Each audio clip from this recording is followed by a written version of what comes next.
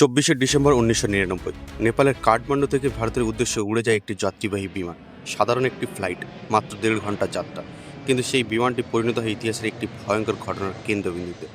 বিমানের ভিতরে থাকা 189 জন মানুষ জানতেই পারেনি তারা এমন এক দুঃস্বপ্নের মধ্যে ঢুকতে চলেছে যা শেষ হতে সময় লাগবে পুরো 7 দিন। এই ঘটনার ইতিহাসে পরিচিত ইন্ডিয়ান এয়ারলাইন্স ফ্লাইট 814 হাইজ্যাকিং নামে। নমস্কার বন্ধুরা, আমি নির্মল। আজকে এই ভিডিওতে আমরা জানবো সেই ভয়ঙ্কর ঘটনার পুরো সত্য। IC 814 হাইজ্যাক কিভাবে শুরু হয়েছিল, কেন অমৃতসর এয়ারপোর্টে বিমানটিকে আটকানো যায়নি, পাকিস্তান ও তালিবানের ভূমিকা কী ছিল, কেন ভারত সরকার জঙ্গিদের ছেড়ে দিতে বাধ্য হয়েছিল, এই সমস্ত কিছুই জানাবো এখন আপনাদেরকে। তাই ভিডিওটা স্কিপ না করে শেষ পর্যন্ত মনোযোগ দিয়ে দেখুন, কারণ এই ভিডিওতে এমন কিছু তথ্য আমি নিয়ে এসেছি যা আপনারা আগে কখনো দেখেননি। তাহলে চলুন ভিডিও শুরু করা যাক। 24শে ডিসেম্বর 1999 বিকেল 4টে নেপালের ত্রিভুবন ইন্টারন্যাশনাল এয়ারপোর্ট থেকে উড়ে যায় ইন্ডিয়ার এয়ারলাইন্স IC 814। গন্তব্য ছিল ভারতের রাজধানী নিউ দিল্লি। বিমানে মোট 190 জন মানুষ ছিল, তার মধ্যে 179 জন যাত্রী এবং 11 জন ক্রু মেম্বার। ককপিটে ছিলেন অভিজ্ঞ পাইলট দেবী শরণ সিং। সবকিছু স্বাভাবিক ছিল। ফ্লাইট ছাড়ার কিছুক্ষণ পরেই বিমান কর্মীরা যাত্রীদের খাবার পরিবেশন করতে শুরু করে। যাত্রীরা কেউ বই পড়ছিল, কেউ গল্প করছিল, কিন্তু কেউ বুঝতেই পারেনি মাত্র কয়েক মিনিটের মধ্যে সবকিছু বদলে যাবে। হঠাৎ করেই 4 জন ব্যক্তি তাদের সিট থেকে উঠে দাঁড়ায়। তাদের মুখে কালো কাপড়ে ঢাকা, হাতে বন্দুক। তারা চিৎকার করে বলে, সবাই চুপ করে বসে থাকো, কেউ নড়াচড়া করবে না। ঠিক সেই সময় আরেকজন ব্যক্তি দ্রুত ককপিটের দিকে এগিয়ে যায়। সে দরজা খুলে ভিতরে ঢুকে পড়ে। তার ডান হাতে ছিল পিস্তল আর বাম হাতে হ্যান্ড গ্রানাইট। সে পাইলটের মাথায় বন্দুক ঠেকিয়ে বলে, এই বিমানটি এখন আমাদের নিয়ন্ত্রণে, আমরা এটিকে হাইজ্যাক করেছি। ককপিটে তখন মুহূর্তের মধ্যে নেমে আসে নিস্তব্ধতা। হাইজ্যাকাররা পাইলটকে নির্দেশ দেয় বিমানটি পশ্চিম দিকে নিয়ে যাওয়ার জন্য। পাইলট জিজ্ঞাসা করে, পশ্চিম দিকে ঠিক কোথায়? উত্তরে আসে লাহোর। কিন্তু সমস্যা ছিল একটাই, বিমানে এতদূর যাওয়ার মতো জ্বালানি ছিল না। পাইলট দেবীশরণ সিং তখন একটি সাহসী সিদ্ধান্ত নেয়। হাইজ্যাকারদের চোখ এড়িয়ে তিনি এয়ার ট্রাফিক কন্ট্রোলে একটি গোপন কোড পাঠিয়ে দেয়, আর এই কোডের অর্থ ছিল বিমানটি হাইজ্যাক হয়েছে। সময়টা তখন বিকেল 4:40। ঘণ্টাখানেক পর বিমানটি ভারতের আকাশসীমা ছেড়ে পাকিস্তানে প্রবেশ করে। ক্যাপ্টেনকে লাহোর বিমানবন্দরে অবতরণ করতে বলা হয়, কিন্তু পাকিস্তান এয়ার ট্রাফিক কন্ট্রোল বিমানটিকে নামার অনুমতি দেয়নি। এক প্রকার বাধ্য হয়ে আকাশের মধ্যে পাক খেতে থাকে। 4:40 ATC-তে খবর চলে গিয়েছিল যে IC 814 বিমানটি হাইজ্যাক করা হয়েছে, কিন্তু প্রধানমন্ত্রী দপ্তরে খবরটি পৌঁছায় তার অনেক পরে, বিকেল 5:20। সন্ধ্যে 6টার সময় ইন্ডিয়ান এয়ার ট্রাফিক কন্ট্রোল বিমানটির সাথে যোগাযোগ স্থাপন করে। পাইলট দেবীশরণ সিং জানান যে বিমানের জ্বালানি খুবই কম, কিছুক্ষণের মধ্যে ল্যান্ড না করতে পারলেই মাঝ আকাশে বিমানটি ক্রাশ করে যাবে। ছিনতাইকারীরাও ধৈর্য হারিয়ে ফেলেছে, তারা যাত্রীদের সবাইকে মেরে ফেলার হুমকি দিচ্ছে। সন্ধ্যে 6:30টার সময় পাকিস্তানে অবস্থিত ভারতীয় দূতাবাস পাকিস্তান অথরিটির সাথে কন্ট্যাক্ট করে, কিন্তু তারা ভারতের অনুরোধ খারিজ করে দেয়।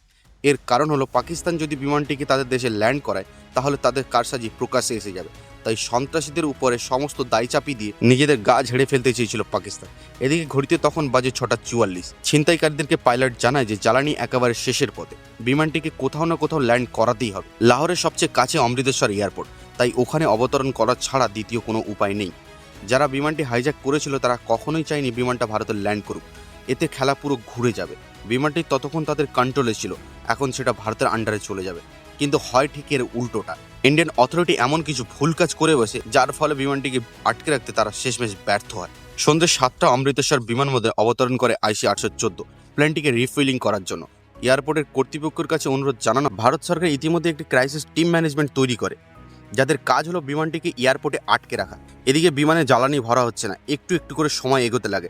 প্রায় 40 মিনিট কেটে যায়। হাইজ্যাকাররা ধৈর্য হারিয়ে ফেলে। তারা ততক্ষণ যে ধমকি দিচ্ছিল এবার তা সত্যি সত্যি করে দেখায়। সতনাম সিং নামের এক যাত্রীকে তারা ছুরি দিয়ে আঘাত করে। বিমান চালক ইনফর্ম করে যে হাইজ্যাকার হামলা শুরু করে দিয়েছে, যদি অবিলম্বে প্লেনটিকে রিফুয়েলিং করে দেওয়া না হয় তাহলে তারা একে একে সবাইকে মারবে। 7:45 ক্রাইসিস ম্যানেজমেন্ট টিম একটি পরিকল্পনা তৈরি করে। বলা হয় অয়েল ট্যাঙ্কের ভিতরে বসে কয়েকজন পুলিশকে পাঠানো হবে।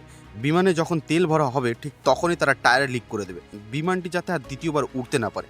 পরিকল্পনাটা খুব ভালো, কিন্তু বাস্তবায়ন করা খুব কঠিন। সেই সময় আরেকটি প্রস্তাব দেওয়া হয় যে অয়েল ট্যাঙ্কারটি বিমানের পথ আটকে রানওয়েতে দাঁড়িয়ে থাকবে। এই দ্বিতীয় প্রস্তাবটি সকলের পছন্দ হয়। সেই মতো একটি ট্যাঙ্কারকে পাঠানো হয়। রানওয়ে ধরে সেটি খুব জোরে ছুটছিল। ড্রাইভারকে স্পিড কম করতে বলা হয়, কিন্তু সে শুনতে ভুল করে এবং নির্ধারিত স্থানে পৌঁছাবার আগেই সে হঠাৎ করে গাড়ি থামিয়ে দেয়। এদিকে ছিনতাইকারীরা উপর থেকে বসে পুরো বিষয়টা লক্ষ্য করছিল। তারা ধরে নেয় ভারতের লোকজন কিছু একটা ফোন দিয়ে আঁটছে। তারা সঙ্গে সঙ্গে পাইলটকে বলে যে অনেক হয়েছে তেল ভরার নাটক, আর দরকার নেই, এবার প্লেন ওড়াও, তাতে যা হওয়ার হবে। গান পয়েন্টে থাকা পাইলট চুপচাপ সেই নির্দেশ মেনে নেয়। আবারও প্লেনটি উঠতে শুরু করে। ঠিক তখনই এয়ারপোর্টে এসে পৌঁছায় ন্যাশনাল সিকিউরিটি গার্ড।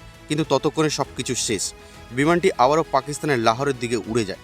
প্রথমে পাকিস্তান বিমানটিকে নামতে দেয়নি, এমনকি লাহোর এয়ারপোর্টের লাইট পর্যন্ত বন্ধ করে দেওয়া হয়। কিন্তু জ্বালানি একেবারে শেষ হয়ে আসায় শেষ পর্যন্ত বিমানটি সেখানে অবতরণ করে। পাকিস্তান আর্মি বিমানটিকে ঘিরে ফেলে, কিন্তু কিছুক্ষণের মধ্যেই আবার জ্বালানি ভরে বিমানটিকে উড়ে যেতে দেওয়া হয়। পরবর্তী গন্তব্য ছিল দুবাই। ভোর 3টের দিকে বিমানটি দুবাইয়ের আলমিনাদ এয়ারবেসে অবতরণ করে, যেখানে হাইজ্যাকাররা কিছুটা নরম হয়। তারা 26 জন যাত্রীকে মুক্তি দেয়, কিন্তু এর আগেই ঘটে যায় একটি মর্মান্তিক ঘটনা। এক নববিবাহিত যাত্রী রূপেন কাটিয়াল ছুরির আঘাতে মারা যায়। অবশেষে বিমানটি পৌঁছায় আফগানিস্তানের কান্দার এয়ারপোর্টে। সেই সময় আফগানিস্তান শাসন করছিল তালিবান বিমানটিকে ঘিরে ফেলে। তারা ভারত সরকার ও হাইজ্যাকারদের মধ্যে মধ্যস্থতা করার প্রস্তাব দেয়। হাইজ্যাকাররা তাদের দাবিগুলো স্পষ্ট করে দেয়। তারা চাইছিল ভারতের জেলে বন্দী থাকা তাদের দলের 36 জন কয়েদিকে মুক্তি দিতে হবে, সেই সঙ্গে তাদেরকে 20 কোটি মার্কিন ডলার ক্ষতিপূরণ দিতে হবে এবং সাজাদ আফগানি নামের এক জঙ্গি, যাকে ভারতে কবর দেওয়া হয়েছিল, তার বডি তাদেরকে হ্যান্ড ওভার করে দিতে হবে। এদিকে বিমান যাত্রীদের আত্মীয় পরিজন সরকারকে চাপ দিতে থাকে যেন যে কোনো প্রকারে তাদের পরিবারের লোকজনকে ফিরিয়ে দেওয়া হয়। তারা প্রধানমন্ত্রীর বাসভবনে পর্যন্ত গিয়ে প্রতিবাদ জানাতে থাকে। দীর্ঘ দর কষাকষির পর শেষ পর্যন্ত ভারত সরকার রাজি হয় 3 জন জঙ্গিকে মুক্তি দিতে। তার মধ্যে ছিল মাসুদ আজার, ওমর আহমেদ এবং মুস্তাক আহমেদ জারগার। 31শে ডিসেম্বর 1999, 7 দিনের টান উত্তেজনার পর অবশেষে হাইজ্যাকাররা বিমান ছেড়ে চলে যায়। সব যাত্রী মুক্তি পায়, কিন্তু এই ঘটনার পরিমাণ ছিল ভয়াবহ। মুক্তি পাওয়া জঙ্গি মাসুদ আজার পরে তৈরি করে একটি জঙ্গি গোষ্ঠী, যার নাম জৈশ মোহাম্মদ, যা পরবর্তী ভারতের উপর বড় বড় সন্ত্রাসী হামলা চালায়। যার মধ্যে উল্লেখযোগ্য হল 2001 সালে পার্লামেন্ট অ্যাটাক, জম্মু কাশ্মীর বিধানসভা অ্যাটাক ও 2019-এ পুলওয়ামা অ্যাটাক। 2001 সালে এই IC-814 বিমানটিকে রিটায়ার করে দেওয়া হয়, কারণ অলরেডি ওটা 20 বছর পূর্ণ হয়ে গিয়েছিল। এখন সবচেয়ে কৌতূহলী বিষয়, হাইজ্যাকারদের কি হলো? তালিবানরা কি তাদের গ্রেফতার করেছিল? মোটেই না। উল্টে তালিবানরা তাদেরকে গাড়িতে বসিয়ে পাকিস্তান বর্ডার অবধি পৌঁছে দিয়েছিল। এর থেকে একটি জিনিস পরিষ্কার হয়ে যায়, তালিবানরাও ছিনতাইকারীদের সহযোগিতা করছিল। কান্দার প্লেন ছিনতাই প্ল্যানটি তৈরি করেছিল পাকিস্তানের গুপ্তচর সংস্থা ISI। এখন সবচেয়ে বড় প্রশ্ন হলো, 5 জন আতঙ্কবাদী কিভাবে আগ্নেয়াস্ত্র নিয়ে বিমানে উঠল? দেখুন, 90-এর দশকে কাঠমান্ডু এয়ারপোর্টে স্ক্যানিং মেশিন বলে কিছুই ছিল না। যাত্রীদের ব্যাগপত্র ম্যানুয়ালি চেক করা হতো, আর ছিনতাইকারীরা এই সুযোগটাই কাজে লাগিয়েছিল। সেই সময় কাঠমান্ডুতে আন্ডারওয়ার্ল্ড ডন দাউদ ইব্রাহিমের বিরাট বড় নেটওয়ার্ক ছিল। অনুমান করা হয় তাদেরকে দিয়ে ISI এই ব্যাপারটা ম্যানেজ করিয়েছিল। তবে এটা নিয়ে ধোঁয়াশা রয়েছে। কারো মতে কাঠমান্ডু এয়ারপোর্টের কর্তৃপক্ষ ভেবেছিল যে যেহেতু ব্যাগগুলো পাকিস্তান থেকে চেকিং হয়েছে, তাই তারা আর খুলে দেখেনি। IC-814 হাইজ্যাক আজও ভারতের ইতিহাসে একটি বড় নিরাপত্তা ব্যর্থ হিসেবে ধরা হয়। আজও অনেক প্রশ্নের উত্তর পাওয়া যায়নি। অমৃতসরের সুযোগ থাকা সত্ত্বেও কেন বিমানটিকে আটকানো গেল না? কেন কমান্ডোদের দেরি করে পাঠানো হয়েছিল? এই রহস্য আজও ইতিহাসের পাতায় অমীমাংসিত রয়ে গেছে। আপনাদের কি মনে হয়, এটি কি সত্যি একটি বড় ভুল ছিল, নাকি এর পিছনে লুকিয়ে ছিল অন্য কোনো রহস্য? আপনাদের মতামত অবশ্যই কমেন্টে জানান। আর এমনই অজানা ইতিহাস জানতে আনটোল্ড স্টোরি অ্যান্ড মোর চ্যানেলটি সাবস্ক্রাইব করে আমাদের পাশে থাকবেন। দেখা হচ্ছে পরবর্তী ভিডিওতে। ততক্ষণ সবাই ভালো থাকবেন, সুস্থ থাকবেন। জয় হিন্দ, বন্দে মাতরম।